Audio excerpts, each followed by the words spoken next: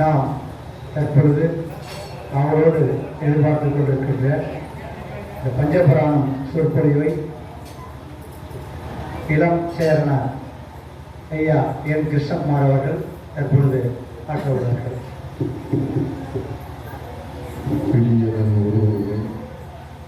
உலகில் கரியது வடிவடி கனதடி வழிபடும் அடியவர் கடிகன பதிவர அருளினன் மிகுகொடை வடிவினது பயிர் வழி வளமுறையிலே எல்லாம் அல்ல மாதருபாகனுடைய திருவடிகளிலே இடைப்பாரிக் கொண்டிருக்கக்கூடிய எந்தையாரின் பொன்னார் திருவடிகளை என் தலைமிசை சூடி அம்மாப்பேட்டை சின்ன கடை தெருவிலே எழுந்தருளி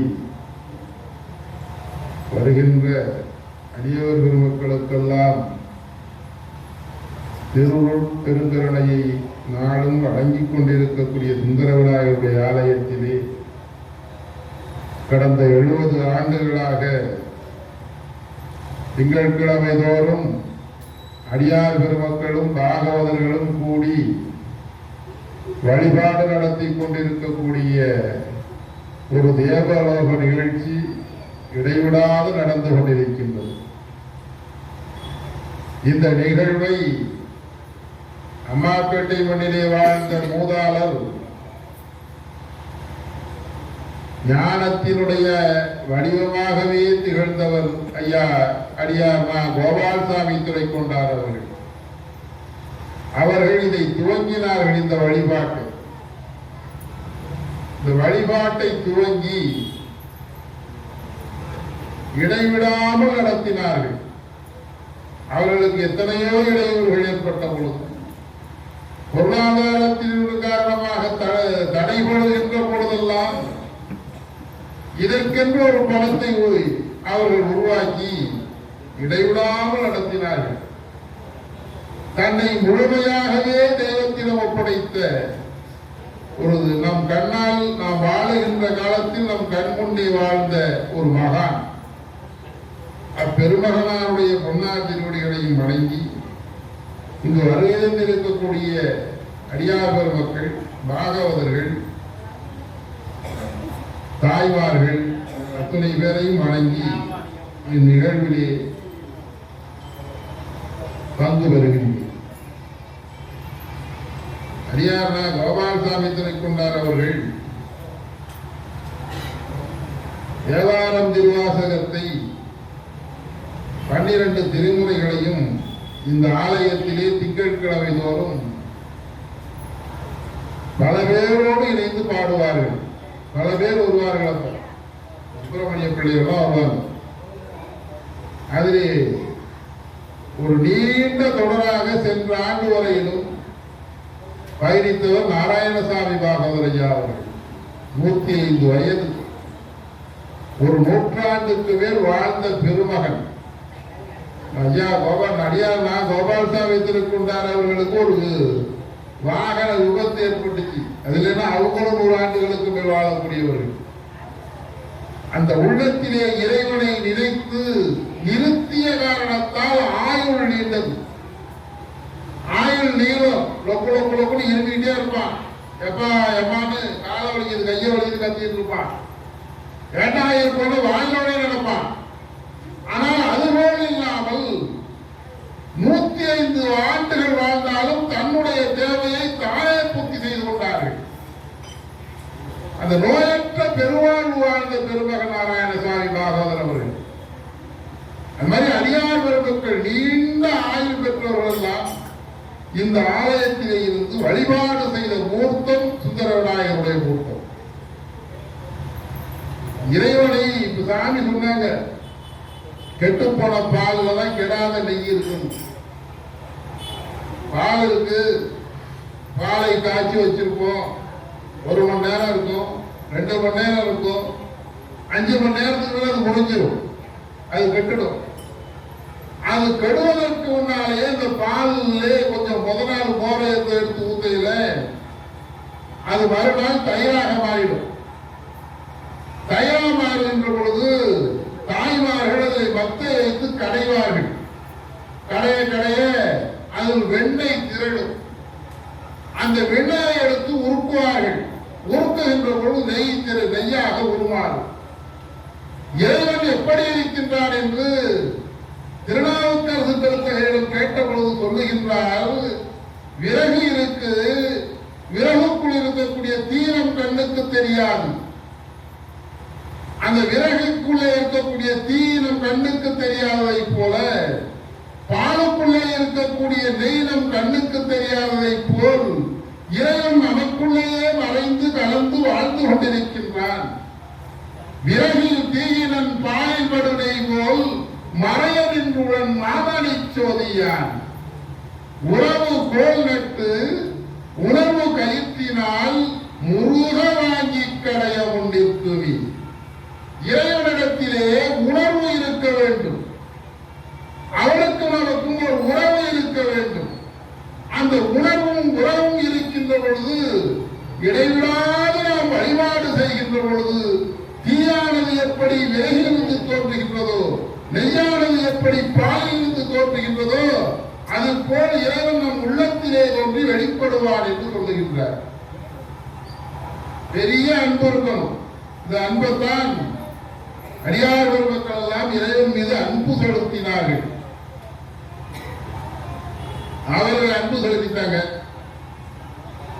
இறைவன் என்ன பண்ணார்? நம்மளுக்கு சாமியை பத்தி ஒண்ணும் தெரியாது. பெரிய சாமியை தெரிஞ்சா நம்மளுக்கு சரவணன் சாமியை தான் தெரியும். சரவணன் சாமியை விட்டா வேற சாமி விநாயகரையோ முருகனையோ சிவபெருமானையோ ஐயப்பனையோ தெரியாது. குருசாமி ஏதாவது ஐயப்ப கோயிலுக்கு போற குருசாமியை தெரியும். பழனிக்கு போனா பழனிக்கு பாத யாத்திரையா போற சாமியை தெரியும். இறைவனை நமக்கு தெரியாது. ஆனால் இறைவனை தெரிந்தவர்கள் இந்த மண்ணிலே நமக்கு முன் வாழ்ந்தார்கள். அனிவாச பெருந்தகை சாமி எப்படி இருப்பாரு? அவர்கிட்ட கேட்டாங்க, சாமி எப்படி இருப்பார்? இந்த அம்மா இருக்காங்களே, தாய்மார்கள் பிள்ளை பிறந்திருக்கும், அந்த பிள்ளை தொட்டில கிடக்கும். கிடக்கிறப்ப அந்த புள்ள அழும். புள்ள அழுவது ஆட்டி விடு என்று சொல்லுவாள் அந்த தாய். அதை ஆட்டிடுவாங்க. அது ஏன்னா அந்த பிள்ளை ஏன் அழுகின்றது என்று அவளுக்கு தாய்க்கு மட்டும்தான் அந்த உணர்வு இருக்கும். திருப்பி ஒரு முறை அழும். ஓஹோ, இது பசித்து அழுகின்றது என்று அந்த தாய் அந்த பிள்ளைக்கு பால் கொடுப்பார். சாதாரணமா அந்த ஆடு மாடெல்லாம் மேய போகும். மாடு வந்து அப்படி கிடையாது. மாட்டை நம்ம கட்டி வச்சு கறந்துடுறோம். அது நம்மள்ட்ட மாட்டிக்கிட்ட விளைஞ்சது. இந்த ஆடை யாரும் கறக்கிறது இல்லை. அது மேய்ச்சலிலே நிற்கும். குட்டிங்க வீட்டுல போட்டு இருக்கும், கவுத்து போட்டு வச்சிருப்பாங்க. அது வேக வேகமாக வரும். குட்டி கவுத்து கிடக்கக்கூடிய குட்டிக்கு ஆடு வருவது தெரியாது. ஆடு குட்டி கவுத்து கிடக்கிறது ஆட்டுக்கு தெரியாது. ஆனால் இந்த குட்டியும் கத்தும் ஆடும் கத்தும். அது உணர்வு, தாய்ப்பாசம். அங்க வந்து பால் கொடுக்கும் அந்த குட்டிக்கு. இது மாதிரி ஒரு உலகத்திலேயே எல்லா உயிரினங்களுக்கும் தலை சிறந்த அன்பு எந்த அன்புன்னு கேட்டீங்கன்னா தாய் அன்பு தான். அந்த தாயினுடைய அன்பு பெரிய அன்பு. அவர் என்ன சொல்றாரு மாணிக்க வாசகர்? பால் நினைந்து ஊட்டும் தாயினும் சால. எந்த நேரத்திலே பால் அருந்த வேண்டும் என்று பிள்ளை நினைக்கின்றதோ அந்த நேரத்திலே தன் மார்போடு அழைத்து பால் கொடுப்பாள். பால் நினைந்து ஊட்டும் தாயினும் சால பரிந்து நீ பாவியனுடைய உணிலை உருக்கி. அந்த நினைந்து ஊட்டக்கூடிய பேரன்புடைய ஒரு தாய். சாதாரணமா பாத்தீங்கன்னா பையனுக்கு கல்யாணம் ஆயிடும். கல்யாணம் ஆகி ரொம்ப சந்தோஷமா மகிழ்ச்சியா இருக்கும். இந்த அம்மா தான் போய் பொண்ணு பார்த்துட்டு வந்துருப்போம். அப்பா தான் போய் பார்ப்போம். கல்யாண வேலையெல்லாம் பார்த்து பொண்ணு நல்லா இருக்கு, கல்யாணம் பண்ணி சொல்லி அந்த பொண்ணுக்கு பொண்ணோட அப்பா அம்மா சொல்லி திருமணம் பண்ணி வைப்பாங்க. ஒரு மாசம் 2 மாசம் இந்த வீட்டில் அந்த பெண்ணு இருக்கும். புது பொண்ணு சமைச்சு போடும். பையன் சாப்பிடுவான். சாப்பிடுகையில அது பிறந்த வீட்டுக்கு அனுப்பி வைப்போமேட்டு அங்கே 2 மாசம் ஆகிட்டு 4 நாள் வந்து இருந்துட்டு போட்டுங்கன்னு அந்த பெண்ணோட தாயும் தந்தையும் வந்து அழைச்சிட்டு போவாங்க. இப்ப இந்த அம்மா சமைக்கிறத சாப்பிடுவான் அந்த இடைப்பட்ட நாள்ல, 4 நாள் 5 நாள் சாப்பிடுவான். அப்ப அவன் சொல்லுவான், உன் சமையல் மாதிரி, உன் குழம்பு மாதிரி, உன் சாப்பாடு மாதிரி இல்லம்மா, அது என்ன சமையலா அதுமா. அன்னைக்குதான் வம்பே ஆரம்பிச்சு, மாமியா மருந்து வம்பே இவன் தான் ஆரம்பிச்சு வைப்பான். உன் சாப்பாடு மாதிரி இல்லையே. அதே மாதிரி அந்த பொண்ணு வந்தோட சும்மா இருக்க மாட்டான். என்ன நீ சமைச்ச, எங்க அம்மா எப்படி சமைச்சிச்சு தெரியுமா அம்மா, அதுக்கு கோபம் வந்துடும், வீடு வந்துடும். அது என்ன காரணம்? இந்த தாயினுடைய சுவையை அது தன்னுடைய மனைவியை விட குறைவாக சமைத்தாலும் அவன் உள்ளத்திலே அது நிறைவாக இருப்பதற்கு காரணம் என்னன்னு கேட்டீங்கன்னா, அந்த குழந்தை தொட்டிலே தூங்குகின்ற பொழுது தன் மார்போடு அள்ளி அணைத்து அவளுக்கு பால் கொடுத்து அவனை பசியாற்றிய உணர்வு இருக்கு பாருங்க, அந்த உணர்வு அவன் உடலோடு இணைந்திருக்கும். அதுக்கப்புறம் அந்த பிள்ளை சோறு இங்க ஆரம்பிக்கும். சோறு என்று அந்த வடித்த சோற்றிலே மேலாக உள்ள பகுதியை, குறைந்த பகுதியை வடித்து அள்ளி ஒரு கிண்ணத்துல போட்டு கொஞ்சம் பாலை போட்டு கொஞ்சம் சர்க்கரையை போட்டு கொஞ்சம் நெய்யை போட்டு அதை பிணைந்து தன்னுடைய கைகளால் பிணைந்து அந்த காக்காயை பார், அந்த குருவியை பார், அந்த நிலாவை பார் என்று சொல்லி அந்த பிள்ளைக்கு ஊட்டுவார் அந்த தாய். ஊட்டுகின்ற பொழுது நம்முடைய கையிலிருந்து தோன்றக்கூடிய ஒரு அமிலமானது கலந்து அந்த உணர்வோடு கலந்து இந்த தாயினுடைய பாசமானது பிள்ளைக்கு தலைக்குமே ஏறி போயிருக்கு. இந்த தாய் பாசம் அந்த பிள்ளை அவ்வளவு பேரன்போடு இந்த தாய் ஊட்டி வளர்க்கக்கூடிய பிள்ளை தாயை விட்டு பிரிய முடியாமலே இருந்து கொண்டிருக்கிறார். தாய் பிள்ளையை விட்டு பிரிய மாட்டார். ஒரு ஆங்கிலத்திலே ஒரு கதை சொல்வார்கள். ஒரு இளைஞன் ஒரு அழகான பெண்ணை காதலிக்கின்றான். அவன் காதலிக்கின்ற பொழுது அவளுக்கு அவனை பிடிக்கவில்லை. அவளுக்கு அவளை பிடிக்காத போது இவனை எப்படியாச்சும் கலந்து நினைக்கிறாவ. அவள் கேட்கின்றாள், உன்னுடைய தாயுடைய இதயத்தை நீ கொண்டு வந்து கொடுப்பாயா என்று அவன் கேட்கின்றான்.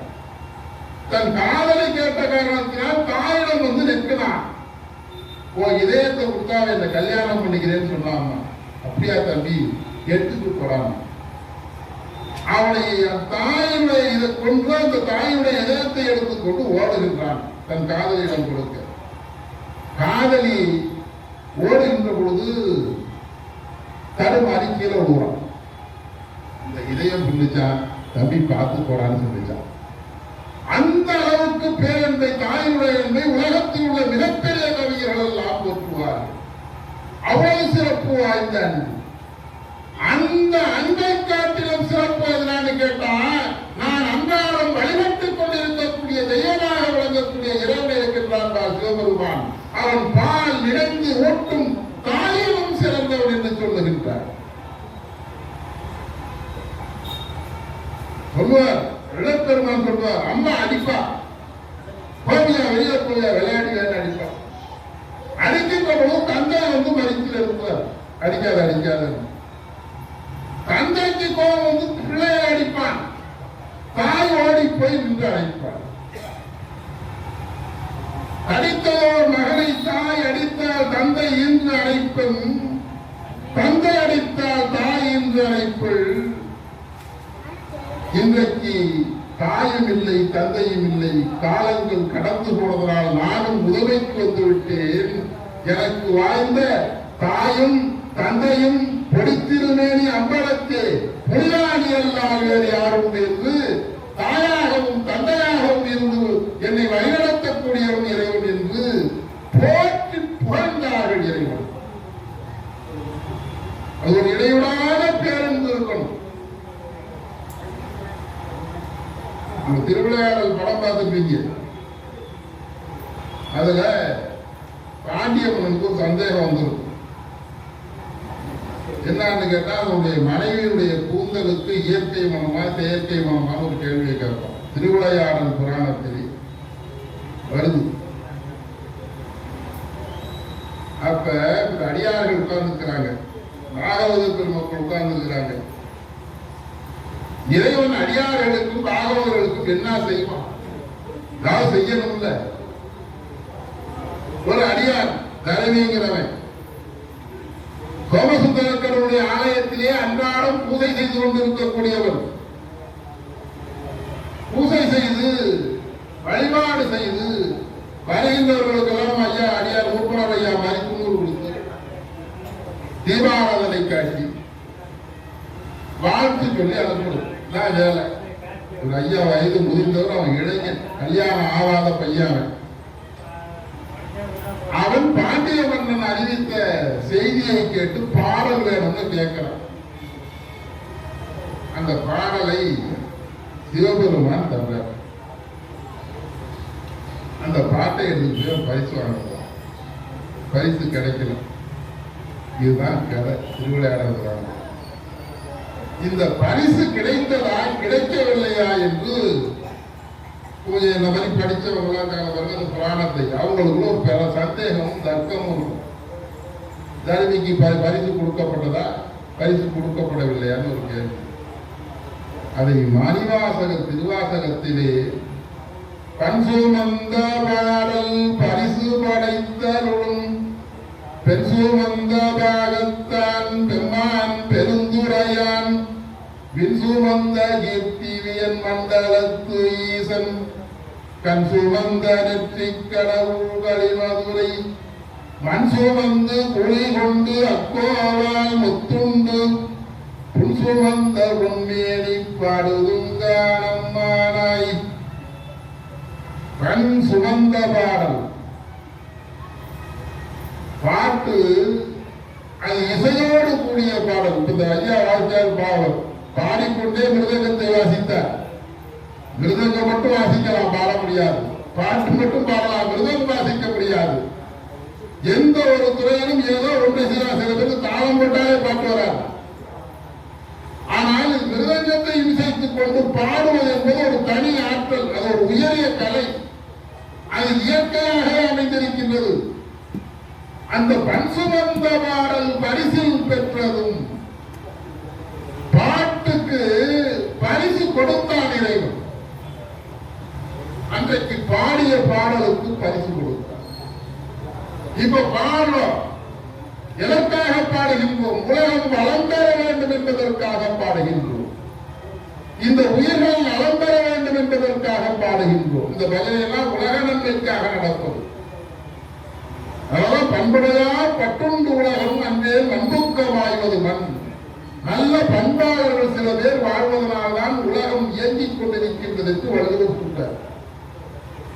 அந்த பண்பு மிகுந்தவர்களாக இருந்து இங்கு வழிபாடு செய்கின்றோம். இந்த வழிபாட்டின் காரணமாக இதுபோல் 100, 100, 1000 கோடி என்று உலகம் முழுவதுமே இது போன்ற வழிபாடு நடந்து கொண்டிருப்பதனால் இந்த மண் இயங்கிக் கொண்டும் வாழ்ந்து கொண்டிருக்கின்றது. அந்த பன்சுமந்த பாடல் பரிசு படைத்தருள் இறைவன் பாடியவனுக்கு பரிசு கொடுத்தான். அவன் பாடலை அவன் எழுதவில்லை, தருமி எழுதவில்லை, சிவபெருமானே பாட்டை எழுதினான். அவன் எழுதி கொடுத்து பரிசிலும் பெற்று தந்தான். அவனர்களாலே அவன்தான் வணங்கி என்று சொல்வார்கள். அதுபோல் இறைவன் நமக்காக எதையும் செய்யக்கூடியவனாக, நமக்கு வழிபாட்டிலே இருக்கக்கூடியவர்களுடைய நலத்தை பாதுகாப்பதற்காக வந்து இறங்கி இருந்து செயல்படக்கூடிய பெரிய பேராளன் இறைவனாவான். திருஞான சம்பந்த சுவாமிகள் சின்ன புள்ள, ஒரு 3 வயசு புள்ள, அது சிவபாலயருடைய சீர்காழியிலே சிவபாலயருடைய பிள்ளையா பிறக்கும்.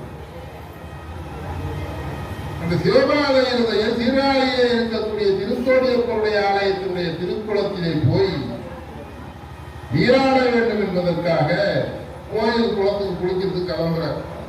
அதிகாலை நல்ல 4:45 மணி 5 மணி. இந்த குழந்தையை எழுதிச்சுக்கிட்டு சம்பந்தரும் எழுத்து கொண்டார். ஒரு பிள்ளை அழுதுன்னா அவங்க தூக்கிட்டு போனாங்க பாருங்க. அந்த மாதிரி அந்த பிள்ளைய அழுகுது, நானும் வருவேன் நானும் வருவேன். இவர் நீண்ட நாட்களுக்கு பிறகு பிறந்த குழந்தை, சின்ன குழந்தை, அழுதுன்னு சொல்லி சீர்காழி அந்த திருத்தோணியப்பர் ஆலயத்திற்கு முன்னால் இருக்கக்கூடிய அந்த குளக்கரையிலே கொண்டு போய் பிள்ளையை நிறுத்துறார். நிறுத்திட்டு இவருக்கு பிள்ளை மேல பற்று, பிள்ளைக்கு தந்தை மேல பற்று.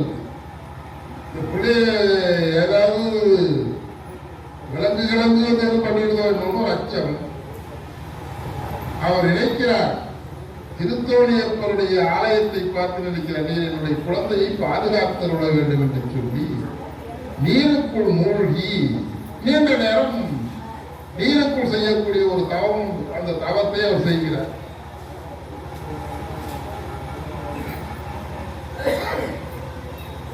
நீருக்குள் இறங்கி செய்ய வேண்டிய தவத்தை அவர் செய்கிறார்.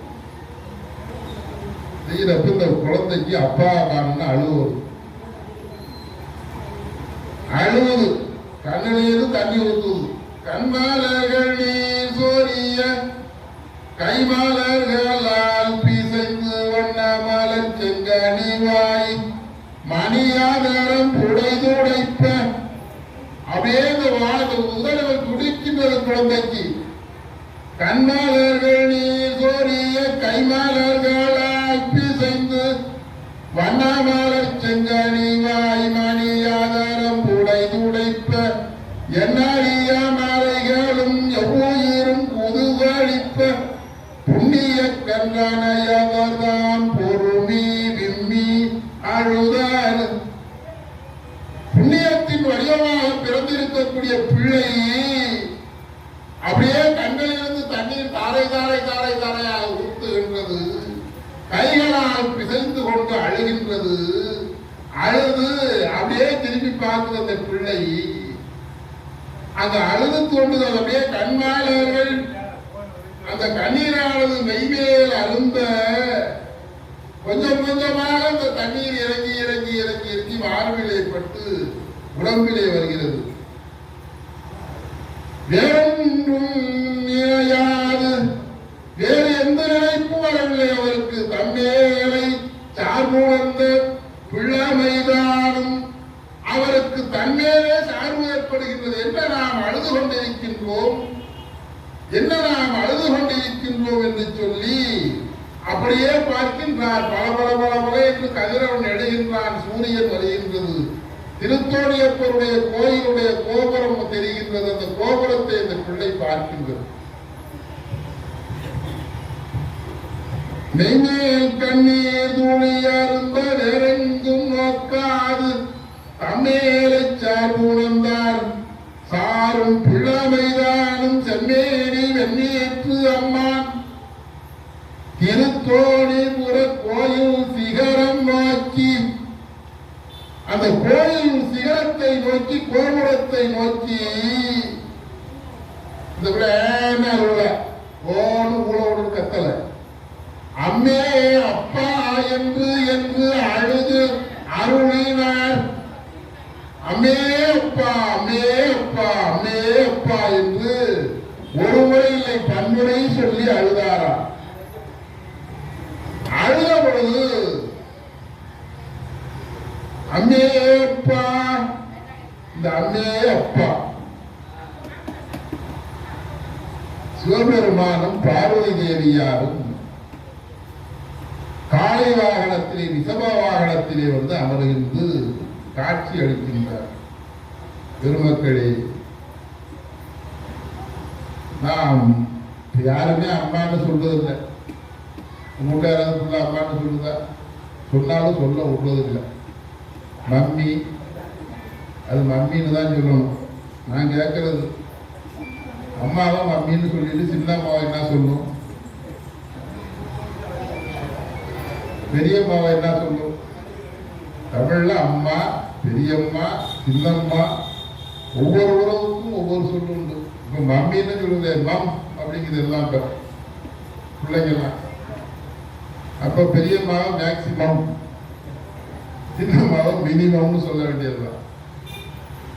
அப்ப இந்த சொல்லை நாம் ஏதோ சாதாரணமான சொல்லாக நினைத்துக் கொண்டிருக்கிறோம்.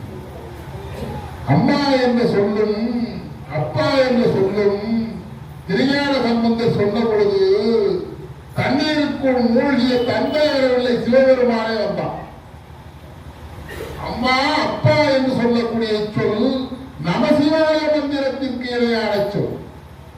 தமிழ் சும்மா இல்ல, அம்மா அப்பான்னு பேர் வச்சா சும்மா வைக்கல. அது இல்லாமல் இறைவனை காட்டிக் கொடுக்கக்கூடிய மறைமுகமாக இருக்கக்கூடிய பேராட்களை மாவட்ட சமூகத்திற்கு காட்டிக் கொடுக்கக்கூடிய சொல் அம்மையே அப்பா என்பது. அதான் அம்மா அப்பா. உலகத்தில் உள்ள எல்லா மொழிகளையும் எடுத்து பாருங்கள், இந்த ஆ என்ற ஓசைத்தான் முன்னாடி எழுது.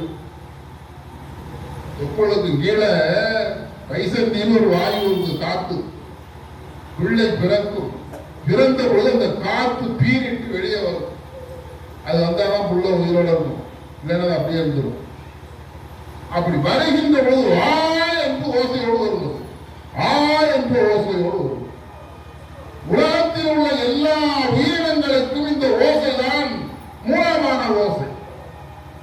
அந்த ஓசையை அம்மா என்ற சொல்லுக்கு முதலெழுத்தாக வைத்தார், தமிழிலே உயிரெழுத்தாக வைத்தார். அந்த அம்மையே அப்பா என்று சொன்ன பொழுது எல்லாம் உள்ள இறைவனும் எல்லாம் உள்ள இறைவியும் அப்படியே வந்து நின்றார்கள். நின்ற பொழுது சாமி பார்த்த இந்த புள்ள அழுவது சொன்ன பாருங்க. தாய் அப்படியே குழைத்து பிள்ளைக்கு ஊட்டுவாள், உணவு ஊட்டுவாள் சொன்ன பாருங்க. அதுபோல் ஒரு தங்க கிண்ணத்திலே திருமுலைப்பாலை கறந்து தன்னுடைய கைகளால் அதை ஞானம் என்று சொல்லக்கூடிய அமுதத்தை குழைத்து அந்த குழந்தைக்கு கொண்டு வந்து பார்வதி தேவியார் ஊட்டினார்கள். திருஞான சம்பந்தர் தாயாகவும் தந்தையாகவும் இருந்து மானுட சமுதாயத்தை வாழ்விக்கக்கூடிய பெரும்பொருளாக இருக்கக்கூடிய இறைவனும் இறைவியும் அந்த குழந்தைக்கு ஞானமாம் எண்ணாமுதத்தை ஊட்டிய பொழுது அந்த குழந்தை பாட ஆரம்பிச்சிச்சு. கேட்டாங்க அப்பா, யாரா பால் கொடுத்தாங்க? காட்டினார். இதுதான் கடவுள் என்று உலகத்தில் யாராலும் சுட்டிக்காட்ட முடியாத ஒரு பெரும்பொருளை. மரம் இருக்கு, சூரியன் இருக்கு, சந்திரன் இருக்கு, நட்சத்திரம் இருக்கு, இந்த கட்டணம் இருக்கு. உலகத்தில் நம்முடைய கண்ணுக்கு தெரிந்த காட்சி எத்தனையோ காட்சிகள் இருக்கு. இந்த காட்சிகளுக்கெல்லாம் அப்பால் இருக்கக்கூடியது இறைவன். காணப்பட்ட உலகிலே காணப்படாத ஒரு பொருளுக்கு இறைவன் பேர். அந்த இறைவனை தன்னுடைய ஆள்காட்டி வீரரால் சுட்டி காட்டினார் திருஞான சம்பந்தர். 3 வயது குழந்தை. அவ்வளவு பெரிய சிறப்பு நம்முடைய தமிழ் மொழியிலே இந்த பண்ணுக்கு உண்டு. தேவாரம், திருவாசகம் எல்லாம் சாதாரண நூல் அல்ல, அது ஞானத்தை வழங்கக்கூடிய நூல். இப்ப நம்மளுக்கு பயிற்சி குறைச்சதா இருக்கலாம், அதுல ஈடுபாடு நம்மளுக்கு குறைச்சதா இருக்கலாம். ஏதோ ஒரு திங்கட்கிழமையில மாலை ஒரு 6 மணிக்கு மேல ஒரு 9 மணி வரை வந்துட்டு பாடிட்டு போறோம். இது சாமிக்கு 10ஆம் கூட இருக்கலாம். இது என்ன ஒரு உறுதிப்பாடுன்னு கேட்டீங்கன்னா, நான் வருகின்ற எல்லா கூட்டங்களிலும் சொல்லுவது, இந்த பிறவியில் என்றால் இன்னொரு பிறவிலே கடை தருவதற்கான வாய்ப்பு இங்கே அடித்தளமாக அமைக்கப்படுகின்றது. இன்னொரு பிறவிலே கிடைச்சிட்டு போது ஞானம், திருவருள். அதற்கான முன் முத்தாய்ப்பாக இந்த இது போன்ற திருக்கூட்டங்களிலே பங்கு பெறுவது, அடியார்கள் மத்தியில் இணைந்து வாழ்வது, அணிவாசகரை கொண்டாந்து போட்டு வைகை ஆற்றிலே குதிரை வாங்க போனார். குதிரை வந்துச்சு, குதிரையை கொண்டாந்து கட்டினா ராஜா. ராத்திரி எல்லாம் ஊழ விட்டு நிறைய ஓடி போச்சு. ராஜாவுக்கு மணிவாசகர் நம்ம ஏமாத்தி விட்டாருன்னு கொண்டாடா மணிவாசகர் என்ன திருவாசகம் எழுதினாரே மணிவாசக பெருந்தகை வைகை ஆற்று மண்டல போட்டு ஊட்டு மண்டல போட்டு பிரட்டி எடுக்கிறான். வந்து நிக்கிறார் ராஜா, நிக்கிறான். ஐயா இதான் உண்மையை சொல்லையான்னா, இவருக்கு நம்மள மாதிரி பார்த்தா தஞ்சாவூர் போனோம், தஞ்சாவூர் போயிட்டு மாரியம்மன் கோயில் போனோம், பக்கத்தில் அன்னபூர்ணாவில் சாப்பிட்டோம், சீதாவில் வசந்தபவனில் சாப்பிட்டோம், அந்த சுவை இருக்கு ஏதாவது சொல்லலாம். அங்கே ஒரு பொம்மை நல்லா பட்டுக்கூட கட்டிட்டு வந்துச்சு. அது நல்ல டிசைனாக இருந்துச்சு. சாமிக்கு கட்டியிருக்க கூடவே நல்ல மாடலாக நல்ல டிசைன்லாம் போட்டு கட்டியிருந்தாங்க. இதெல்லாம் சொல்லுவோம் நம்முடைய அறிவு. இந்த காட்சியை பார்க்கின்றோமோ அதுக்குள் நம்முடைய மனமானது சென்றுவிடும். ஆனால் மணிவாசக பெருந்தகைக்கு இறைவனை பார்த்து ரயித்த எண்ணமானது அவனை விட்டு பிரியாமல் அப்படியே இருக்கின்றது. அந்த மனம் அவன் ஆத்துமனப்பட்டு பிறந்ததற்கு தெரியல, குதிரையை கொண்டாந்து நிறுத்துறது தெரியல, அது நிறையா மாறுறது தெரியல. சித்தம் பூராவும் சிவனாக நின்று கொண்டிருக்கின்றார் மணிவாசகர். நீ அப்பேர் ஆலையா கொண்டாந்து நீ மண்ணதை போட்டு பிரட்டி சூழ்மணலை போட்டு பிரட்டுன்னு சொல்லி வைகை ஆற்றிலே ஒரு பெரிய வெள்ளம் வந்துச்சு. அந்த வெள்ளத்தை அடைக்கக்கூடிய கூலிக்காரனாக இறைவனே வந்தார். இறைவன் வந்த பொழுது எல்லாரும் வெள்ளம் அடைத்தார்கள், இந்த தொழிலாளி மட்டும் வெள்ளத்தை அடைக்காமல் இருக்கின்றான்னு சொன்னாங்க. பிரம்ப எடுத்து அடித்தான் மன்னவன். அடித்த பொழுது சாமி அந்த வெள்ளத்துல போய் பாய்ந்து விழுந்தார். அங்கு இருந்த அத்துணை பேருக்கும் அந்த அடி விழுந்தது. வெள்ளமும் நின்று போனது. அதை இறைவனை அப்ப அந்த அடி தாங்கிய போது இறைவனை ஓடி போய் பார்க்கின்றார் மணிவாசகர். அப்பதான் அவருக்கு உணர்வே வரும். பண் சுமந்த பாடல் பரிசு படைத்தருளும் பெண் சுமந்தவாகத்தான் பெம்பான் பெருந்துரையான் விண் சுமந்த கீர்த்தி வியன்மண்டலத்து ஈசன் கண் சுமந்த நெற்றி கடவுள் கலிமதுரை மண் சுமந்து கூலி கொண்டு அக்கோவால் ஒத்துண்டு அந்த புருஷவந்த பொன்மேனி பாடுதுங்கானம்மானாய் என் பொருட்டு இறைவன் எனக்காக வந்து இந்த பாண்டியவனிடம் பிறப்பால் அடிவாங்கி இருக்கின்றானே என்று அந்த பொன்மேனியை புகழ்ந்து பாட வேண்டும் என்று பாடினார். எவ்வளவு பெரிய இடர்பாடுகள் இருந்தாலும் சிரமம் இருந்தாலும் எவ்வளவு தொல்லை இருந்தாலும் அதை தீர்த்து வைக்கக்கூடிய பெரிய பேராற்றலுடைய மனிதனாக நம்மை உருவாக்கி தரக்கூடிய வல்லமை இறைவனுடைய திருவருளால் அமையும். அவ்வளவு பெரிய சிறப்பு மிக்க அடியாருடைய பெருமையை ஒரு நாள் பத்தாது. ஆழ்வார்களிலே ஆண்டாள் நாச்சியார் இறைவனை சொல்லுகின்ற பொழுது உண்ணுகின்ற சோறு இருக்கு பாருங்க, சோறு என்ன கண்ணன், பருகின்ற நீர் கண்ணன், எல்லாம் கண்ணன். கணிகண்ணன் ஒருத்தர் இருந்தார் காஞ்சிபுரத்துல. அந்த கணிகண்ணன் ராஜா வந்து அவரை ஊரை விட்டு போக சொன்னான். நீ என்ன வைரவத்தை பெருசா வளர்த்துக்கிட்டு இருக்க, ஊரை விட்டு போயானான். அந்த சாமி பேரும் மணிவண்ணன். போய் சாமி ரெண்டு பாடினார். கணிகண்ணன் போகின்றான் தாமரம் கட்சி மணிவண்ணா உன் பையனாக பாய் சுருட்டி போடுனார். உள்ள கப்பக வந்திருந்த சாமி இந்த பாம்பு படுக்கையெல்லாம் சுருட்டிக்கிட்டு வெளியில போயிட்டார். திருப்பி வந்து ஆட்சி விட வச்சான். இவர் சாமி வந்து கொடுத்துட்டார். அடியார்கள் பின்னாடியே உழவக்கூடிய தன்மை இறைவனுக்கு உண்டு. ஆனா நம்ம தான் விட்டு போயிடுவோம். நம்ம கொஞ்சம் விட்டு தான் போறது. அந்த திருக்கச்சி நம்பிகள் என்று சொல்லக்கூடிய நம்பி ஒருத்தர் இருந்தார் காஞ்சிபுரத்தில். வரதராஜ பெருமாள் சேவை சாதிப்பது என்று சொல்வார்கள். வரதராஜ பெருமாளுக்கு விசிறி போட்டு விசிறார் ஆலவட்ட கைங்கரி. அங்க ஒரு நாவிதர் இருந்தார், சவர தொழில் செய்கிறவர். இவர் ஆலவட்ட கைங்கரியம் செய்துவிட்டு வரதராஜ பெருமாளுடைய கோயிலை விட்டு வெளியே போறப்ப இவர் காலடி மண்ணை எடுத்து அவர் தலையில போட்டுவார். யாரு? இந்த சவர தொழிலாளி. அந்த திருக்கச்சி நம்பிகள் இறைவன்கிட்ட பேசுவார்னு சொல்லுவாங்க. நம்ம ஐயா தவறான ஐயெல்லாம் பிள்ளையார் சொன்னார்பா தம்பி அப்படிம்பார், பேசுவார். அதுக்கு அந்த சரவண சாமியை சொல்லுவாங்க. சாமி சொன்னார் அப்படின்னு. அது ஒரு நிலை. அது போல அவரும் பேசுறார். அப்ப இந்த கேட்டாரு, இந்த நாவிதர் சவரத்தொழில் செய்யக்கூடியவர், வரதராஜ பெருமாண்ட சாமி எனக்கு வைகுந்தத்துல இடம் உண்டான்னு கேளுங்க. சரி நான் கேட்டு சொல்றேன்ட்டு இவர் போனார். ஆலவட்ட கைங்கரிய விசிறி போட்டு விசிறிட்டு இருக்கார் சாமிக்கு. சாமி வர்றார். இந்த வெளியிலே இருக்கக்கூடிய இந்த நாவிதர் சொன்னார், வைகுந்தத்தில் ஒரு இடம் இருக்கான்னு கேட்டு சொல்ல சொன்னார்.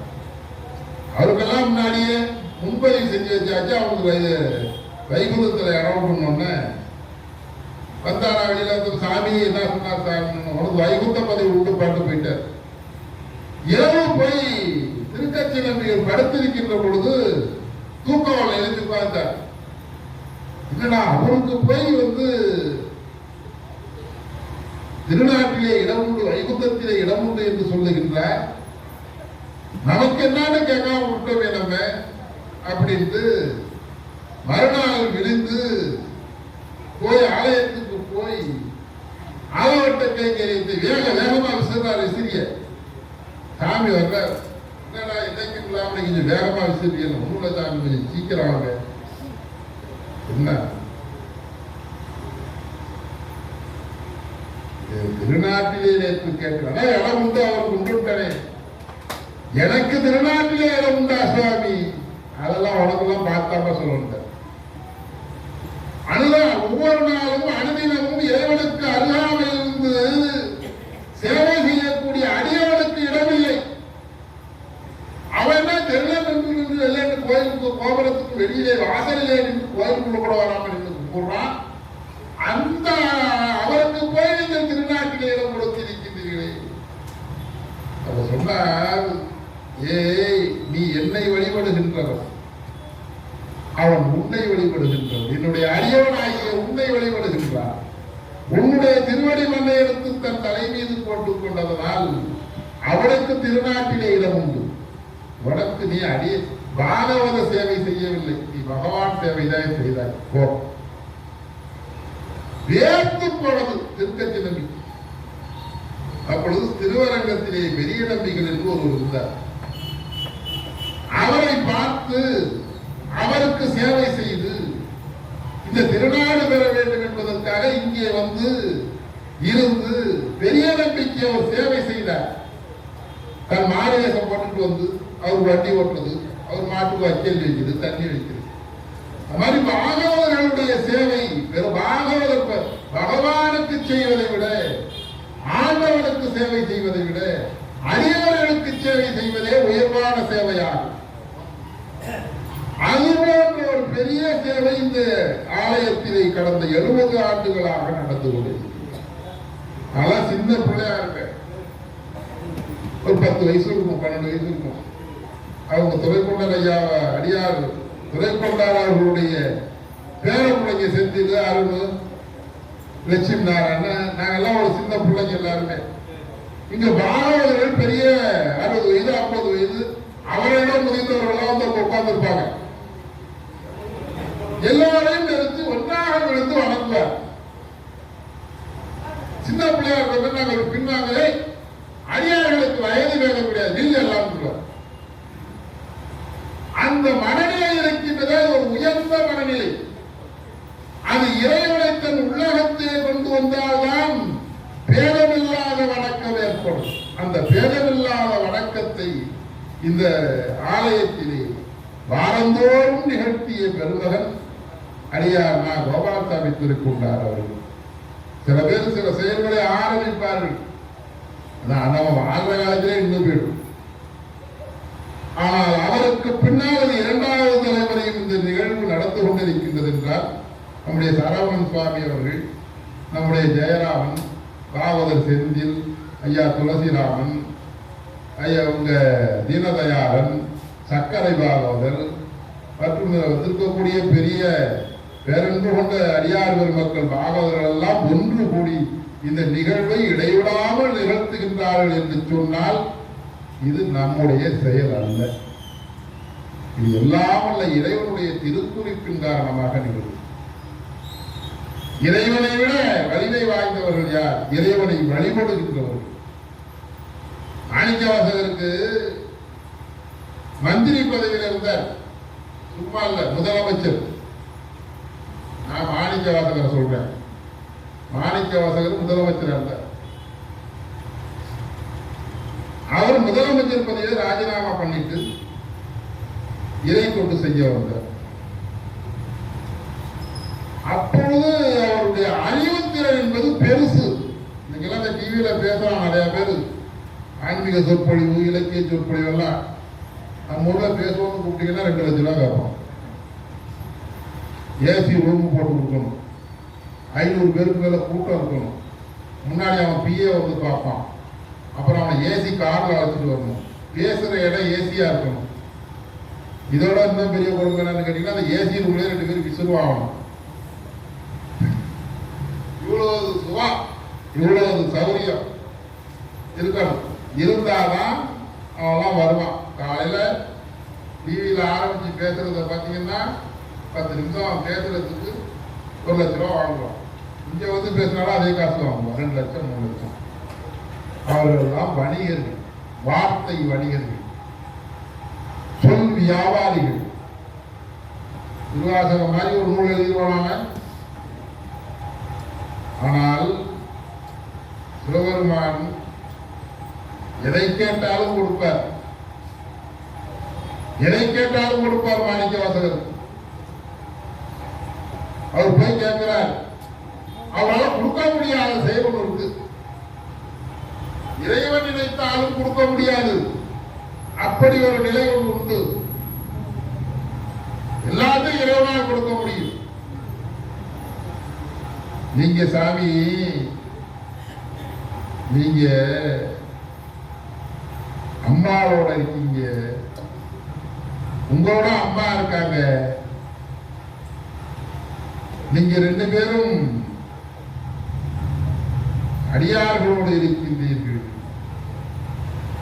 இந்த அடியார் நடுவுள் அடியேன் இருக்கும் அருளை புரியா முடியாமுதலே எங்களுக்கு முடியும். எனக்கு முதலமைச்சர் பதவியோ எந்த பதவியோ எனக்கு வேண்டியதில்லை. நான் அடியவர்கள் இருக்கின்றார்களே, உங்களை அன்றாடம் வழிபட்டுக் கொண்டிருக்கக்கூடிய அடியவர்கள், அவர்களுடைய நடுவே போயிருந்து நான் வாழ வேண்டும், அதற்கு அருள் புரிய வேண்டும் என்று கேட்டார். அடியார் நடுவுள் அடியே இருக்கும் அருளை புரியாய் பொன்னம்பலத்தே முடியா முதலே என் கருத்து முடியும். அவருடைய கருத்து அடியார்கள் மத்தியில் வாழ வேண்டும் என்று. அந்த பதவியை இறைவன் வழங்கினார் மணிவாசக பெருந்தகை. முயன்று பெற்றார் மணிவாசகர். அது பெரிய செய்தி. அதெல்லாம் சாதாரணமாகவே உங்களுக்கு சுந்தரமூர்த்தி சுவாமிகள் திருவாரூர்ல இருந்தார். திருவாரூர்ல ஒரு பறவை நாச்சியார்னு ஒரு மனைவி இருந்தாங்க. அந்த பறவை நாச்சியாரை விட்டு சங்கிலி நாச்சியார் இன்னொரு கல்யாணம் பண்ணார். அந்த கல்யாணம் பண்ணது அம்மாவுக்கு தெரிஞ்சு போச்சு.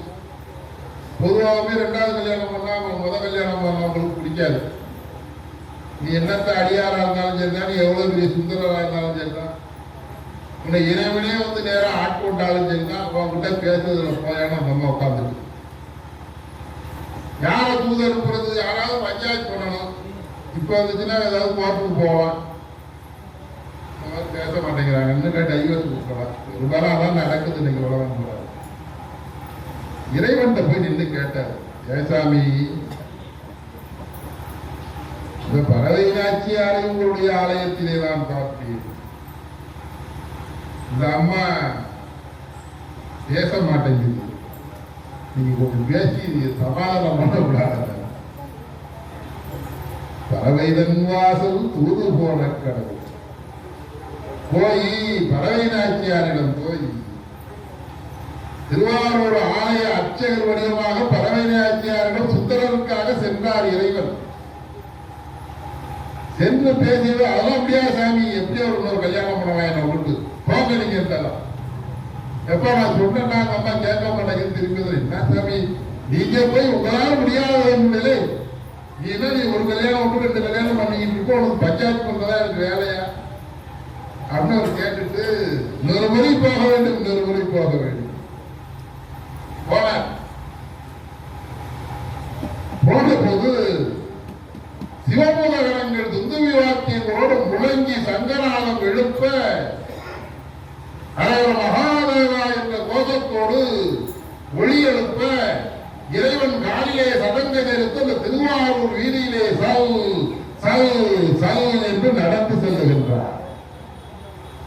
ஆனால் வந்திருந்தவர் இல்லாமல் இறைவன் அல்லவா என்று பறவை நாச்சியார் விழிப்புற்று கீழே விழுந்து வணங்கி ஏற்றுக்கொண்டார்கள். நான் ஏற்றுக்கொள்கிறேன், நீங்களா வரணும், நீங்களா வர வேண்டும் என்று ஏற்றுக்கொண்டார்கள்.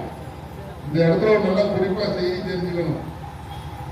இறைவன் சுந்தரமூர்த்தி சுவாமிகளுக்கு அறிவிலான் என்பது ஒரு பக்கம் இருக்கட்டும், ஆனால் பறவை நாச்சியாரிடம் தூது செல்லுகின்றான் என்று சொன்னால் அந்த அம்மையார் எந்த அளவிற்கு சிவபக்தியிலே திளைத்திருப்பார்கள் என்பதை நீங்க பார்க்கணும். சும்மா எல்லாத்தையும் பேச முடியுமா, அப்படி பேச முடியுமா? சிவபக்தி வந்திருக்கக்கூடியவன் இறைவன் என்பதை உணரக்கூடிய ஆற்றல், அருள், பெருந்திறம் பெற்றதனால் இறைவனே போனான். அறிமுகப்படுத்தையிலேயே கத்தகத்தின் பூங்கொம்போ காமந்தன் பெருவாழ்வோ அற்புதமோ சிவனமோ என்று சேர்க்கிறார் சொல்லுவார்கள். சிவனுடைய பெரிய திருவருளின் காரணமாக அதை உணர்ந்த பெருமாட்டி என்பதனால் அவர் அதை கண்டுகொண்டார்கள் வந்தவன் இறைவன் என்று. அப்ப என்ன பண்ணாங்க, இறைவனையே என்ன தூது அனுப்பி இருக்கிறான் மன சம்சாரத்துக்கிட்ட. சுந்தரனை நாங்கள் ஒதுக்குறோம்னு அடியார் கூட்டத்திலிருந்து ஒதுக்கி வைத்தார். நீ படுத்தேன்னு சொல்லிக்க பாருங்க, கத்தியால ஊத்திக்கிட்டு சுந்தரம் வந்து 90 கோட்டியே வயிற்று வரை தீரக்கூடாது, கட்டியை குத்தி வயிற்றை கிழிச்சுக்கிட்டார் ஒரு அடியார். சுந்தரனுக்கு துணை தூது போனதனால் திருவாரூரையே பிறந்தல் என்று ஒரு அடியார் போனார். அவரெல்லாம் ஒரு பெரிய மூக்கமாக இறைவத்தி கொண்ட பெருமக்கள் வாழ்ந்தவன், ஞானம் தோய்ந்தவன், ஞான தமிழ் வளர்கின்றவன். இவையெல்லாம் பன்னெடுங்காலமாக இந்த அம்மாப்பேட்டை மண் பெரிய புண்ணியம் செய்தது. பெரிய பேரறிஞர்களையும் பெரிய அருளாளர்களையும் காலந்தோறும் பிறப்பித்துக் கொண்டிருக்கக்கூடிய மண் நம்முடைய அம்மாப்பேட்டை மண். அதில் நம்முடைய சுந்தர விநாயகர் ஆலயம் ஒரு தொன்மை சிறப்பு வாய்ந்தது. அம்மாப்பேட்டை பகுதியிலே அதிக சொத்து உள்ள கோயில் இது ஒண்ணுதான். ஆனால் அந்த கோயிலுக்கு இந்த சொத்து பயன்படாமல் இருக்கு. இதோ ஆலயம் குடமுழுக்கை நோக்கி நகர்வதனால் இதை சார்ந்தவர்கள் எல்லாம் பெரிய நிதி உதவியை பங்களிப்பு செய்து இந்த ஆலய கும்பாபிஷேகத்தை குடமுழுக்கு விழாவை சிறப்பாக நடத்துவதற்கு ஊர் பெருமக்கள் எல்லோரும் உதவ வேண்டும். அடியார் பெருமக்கள் எல்லாம் அதற்கு முன்னின்றதை நிகழ்த்த வேண்டும். நம்முடைய சரவணன் சுவாமிகள் அடியார் நான் கோபால்சாமி திருக்கொண்டாருக்கு பிறகு நமக்கு கிடைத்த ஒரு அரும்பெரும் மருந்தாக இருக்கின்றார். அதாவது மனக்குறை இருந்தாலோ நோய் நொடி இருந்தாலோ எதுவும் நமக்குள்ளே சங்கடங்கள் இருந்தால் அவர்கிட்ட சொன்னீங்கன்னா அது தீர்ந்து போயிடும். ரெப்ரசன்டேட்டிவ் அவர் தான் கடவுள்கிட்ட சொல்றதுக்கு ஆள் நம்மளுக்கு வேற ஆள் கிடையாது. அந்த அளவிற்கு தன்னை வளர்த்து கொண்டு தகுதிப்படுத்திக் கொண்டார்கள். இது வந்து இதெல்லாம் நடக்குமா, சேனவன் அப்படி இருக்கிறதுனால கேட்கறது கேள்வி உண்டு. அதை உணர்கின்றவர்கள் தான் அதை சொல்ல முடியும். நான் ரொம்ப காலத்தில் இருந்து பழகின்றேன். ஆனால் சமீப காலமாக அவருடைய சிந்தனை செயல் முழுவதும் இறைவனை நோக்கியே செல்லுகின்றது. அவர் சொல்லுகின்ற செய்தியெல்லாம் நடக்கின்றது. இந்த அளவிற்கு தன்னை உருவேற்றி வைத்திருக்கின்றார். அந்த அளவுக்கு சிறப்பு வாய்ந்த பெருமகன். இது போன்ற விழாவை நிகழ்த்துவது நாம் செய்த புண்ணியம். இதிலே பங்கு பெறுகின்றோம். அதில் என்னையும் அழைத்து பேச வேண்டும் என்று கேட்டுக்கொண்டார்கள்.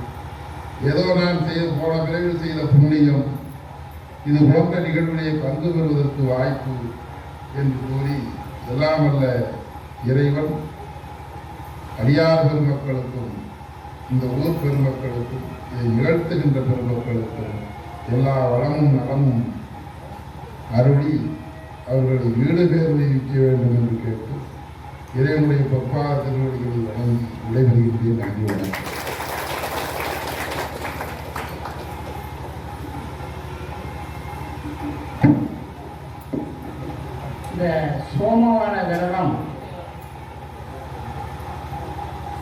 அப்படின்னா அடுத்த வாட்டி நம்ம விரிவாக பேசுவோம். சோமன் அப்படின்னா சந்திரன். சந்திரனுக்கு 27 மனைவிகள் இருந்தாங்க. அந்த 27 மனைவிகிட்ட ரோகிணிகிட்ட மட்டும் ரொம்ப டச் வச்சிருந்தார். அப்போ 26 மனைவிகள் என்ன பண்ணிட்டாங்க, நீ தேய்ந்து போயின்னு சாபம் விட்டுட்டாங்க. நம்ம அடுத்த முறையில் நல்லா விரிவாக பேசுவோம் அதை பற்றி. அப்போ என்ன பண்ணிட்டாரு, சிவபெருமான் நோக்கி தவா இருந்தப்ப, சரி நீ ஒரு மாதத்துல 15 நாள் பிரைட்டாக இருப்ப, 15 நாள் குவார்டராக இருப்ப அப்படின்ட்டாரு. அவர் சாபம் கொடுத்ததுனால தான் அந்த கார்த்திகை மாதத்துல ஒரு திங்கட்கிழமையில் அவர் விரதம் இருந்து செஞ்சுருக்கார். அதனால தான் கார்த்திகை சோமவாரம் மிகவும் சிறப்பு பெற்றது. இத்துடன் நான் என்னுடைய உரையை முடித்துக் கொள்கிறேன். அதேபோல் நம்முடைய தெய்வ தமிழ்ச்சேனார் திருமகன் என்னுடைய நண்பர், இன்னும் சொல்ல போனால் என் உடன்பிறவா சகோதரன் அப்படின்னு சொல்லலாம். இந்த கோவில் கட்டுவதற்கு இந்த முன்பக்கம் 2.5 லட்சம் ரூபா பணம் கொடுக்குற, கருங்கல் போடணும் சாமின்னு சொன்னோன்னே 2.5 லட்சம் ரூபா நான் கொடுக்குறேன் சாமி அப்படின்ட்டார். கொடுத்துட்டார் அவர். அப்புறம் நம்ம ராஜன் எல்லாம் என்ன பண்ணாப்புல, என்ன முன்னாடி மட்டும் போடுறீங்க பின்னாடியும் போடுங்க, அந்த போட ஒரு ஏற்பாடு அப்படின்னு அவர் ஒரு ஐடியா கொடுத்தோன்னே அவங்களும் என்ன பண்ணிட்டாரு, அங்கங்கே கொஞ்சம் பணம் பிரட்டி கடன் வாங்கி பின் சைடும் போட்டாச்சு. கிட்டத்தட்ட 5 லட்சம் ரூபா செலவு. இவங்க இதெல்லாம் இதுக்கெல்லாம் நம்மளுடைய தமிழ் சேர்ந்தாருடைய கிருபை தான் காரணம். அதே போல் நம்ம இந்த பஜனை தமிழ் சேர்ந்தார் வீட்லையும் நடந்திருக்கு. கார்த்திகை மாதம் ஒரு திங்கட்கிழமை நடந்து அன்னதானம் நம்ம துறைக்கொண்டார் வீட்லையும் தெரு சுற்றி பஜனை அன்னதானம் நடைபெற்றிருக்கு. 4 இடையில அதெல்லாம் அப்படியே கொஞ்சம் இதாகிடுச்சு. நாம் இருக்கிற வரைக்கும் இந்த பஜனையை சீரும் சிறப்புமாக எல்லாம் வல்ல சுந்தர விநாயகர் திருவையினாலும், கோபாலசாமி துறைக்கொண்டாளன் திருவருளாலும், தெய்வ தமிழ்ச்சேனாளன் திருவருளாலும், பாரத பெருமக்களாலும் இந்த பஜனை நடைபெற்றுக் கொண்டிருக்கிறது.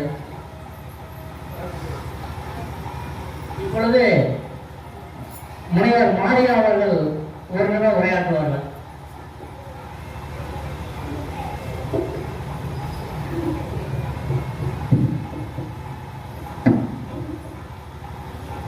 தமிழ் சேரனார் அவரை பற்றி நம்ம எல்லாருமே அறிந்திருப்போம். ஏன்னா இந்த பகுதியில் தான் இருக்கிறோம்.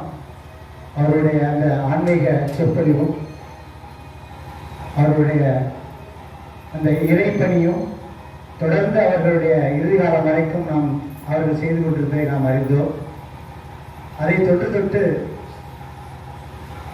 அவருடைய புதல்வரும் கிருஷ்ணகுமார் அவர்களும் அதே வழியில் ஆன்மீக பணியிலும் அவர்களை தாண்டி அறப்பணியிலும் ஈடுபட்டு இந்த இளம் வயதில் ஒரு பெரிய பெருமை நமக்கெல்லாம் தேடிக்கொண்டிருக்கின்றார்கள்.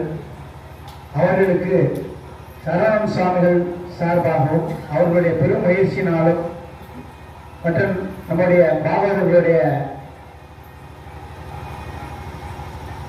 முயற்சியிலும் உங்களுடைய சார்பாகவும் அவருக்கு தமிழ் சேரனாருடைய புதல்வருக்கு இளம் சேரனார் என்ற பட்டத்தை இங்கே வழங்க இருக்கின்றார்கள் என்று தெரிவித்துக் கொள்கின்றோம். இதை வழங்குவதற்காக நம்முடைய தெய்வத்திரு கோபாலசாமி திருக்கொண்டார் அவருடைய மகன் அதை வழங்குவது சிறப்பாக இருக்கும் என்று இந்த தருணத்திலே அதை ஏற்பாடு செய்திருக்கிறார்கள்.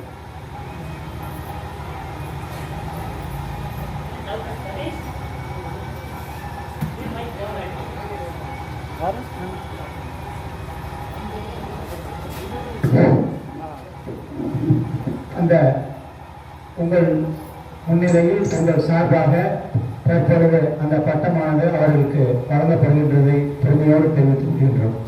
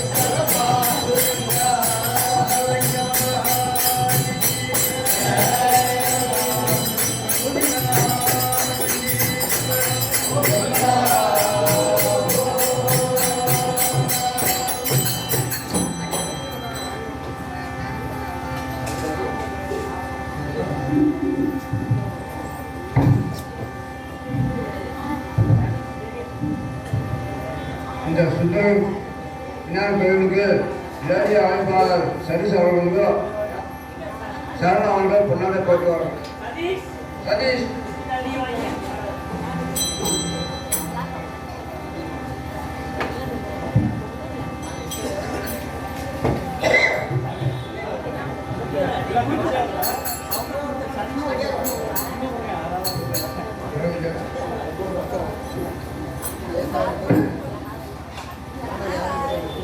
திருச்சிற்றம்பலம். தில்லைவாழந்தனம் ஐயாக்கும் அடியே திருஞான கலவரத்து உயர்வனாகடியே திருநெய்யே நாத இயற்கைக்கும் அடியே இளையாதன் குடிமாறன் ஐயாக்கும் அடியே வெற்றி மாமிகமல்ல வெற்றி தோல் முறைய வெற்றி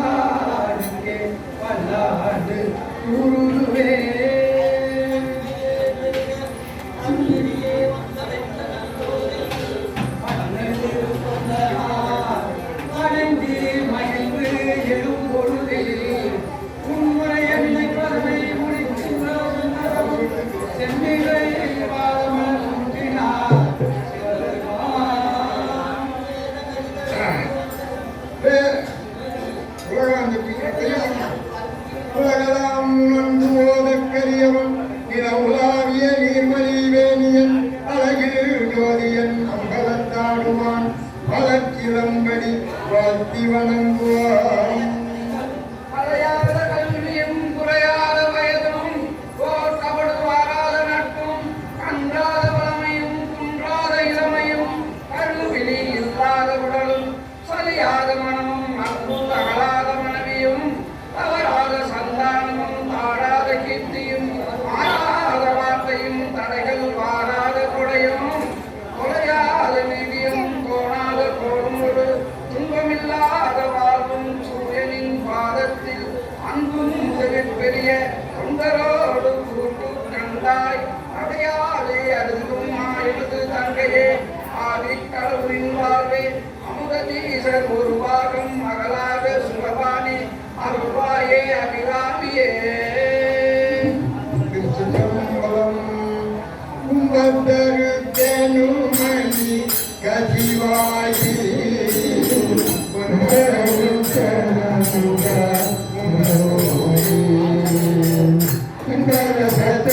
பரிந்து அழகாவோ அருவாயே தம்பி தனக்காரவன கதையோனே தம்பி தனக்காரவன கதையோனே கதைவனம் தானோனே கதையோனே அந்த தனக்காரவினை அறிவோனே அங்கிரே தானமுக பெருமானே பெருமானே பெருமானே